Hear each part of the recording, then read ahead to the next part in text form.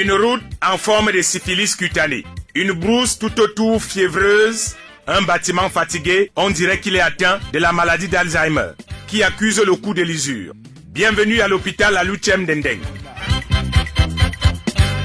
La route qui mène vers là peut à elle seule vous accélérer la hernie et vous conduire à la paralysie, et on vous opère sans anesthésie.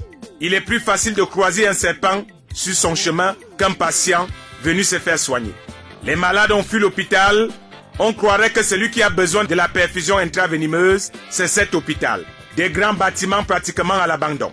Les seuls clients que nous avons rencontrés ici, ce sont ces abeilles qui s'ennuient cherchant la fenêtre de la pharmacie qui est complètement en autarcie. Des seringues devenues des épingles, le défibrillateur pour des problèmes cardiovasculaires que voici a lui-même eu un arrêt cardiaque pour excès d'ennui et manque d'activité. Des appareils d'échographie, des radiologies numérisées sont tous au repos-tombeau. Un matériel de pointe qui sointe, le château d'eau enfui dans la brousse, a séché depuis longtemps et n'attend plus que son enterrement. C'est la triste réalité de l'un des hôpitaux privés de référence du Cameroun qui se tue à petit feu. Jadis, petit paradis sur terre, des soins toujours gratuits. Un endroit magnifique qui commence à être maléfique.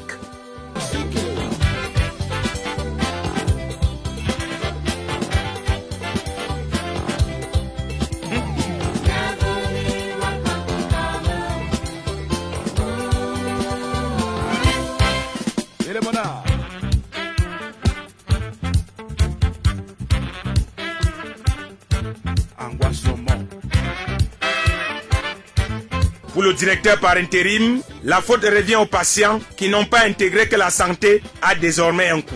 Les gens étaient d'abord habitués à la gratuité parce que quand on soignait les lépreux sur place, tout ce qu'on donnait était gratuit, même aux autres malades. Parce que là, on bénéficiait de nombreuses subventions qui venaient de l'étranger, qui venaient de l'État, de beaucoup de partenaires.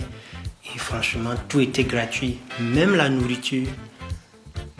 On distribue aux populations locales et c'est quelque chose que les populations n'ont pas encore compris, que ce n'est plus la lèpre, c'est un hôpital ordinaire.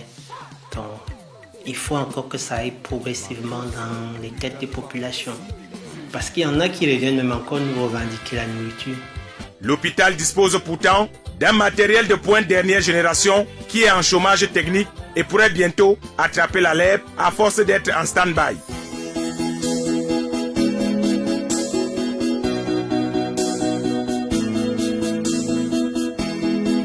Une église catholique que voici, qui elle aussi est en voie de disparition. Cette église se demande ce qu'elle dira au Seigneur, pourquoi les fidèles l'ont abandonnée. Voyez par vous-même à l'intérieur. On dirait qu'il n'y a jamais eu de traces de louange et d'adoration du Seigneur. Même la statue du Christ, au visage toujours triste, me regarde en disant « Grand reporter, l'enfer sera plein. Vous et vos amis, je vous attends au dernier jour. » Sa mère, en statue également ici souriante, lui dit « Mon fils, allons en Simalène. Ces gars ne sont pas avec toi depuis longtemps. » L'église protestante à côté est enfuie dans cette forêt. Difficile de la localiser, elle est dans l'opposition toute seule dans la brousse. Il faut plus que jamais sauver le soldat hôpital Alou Chem Dendeng avant qu'il ne décide de se sauver lui-même définitivement. Prends-moi dans tes bras d'amour, Jésus, serre-moi comme ton cœur.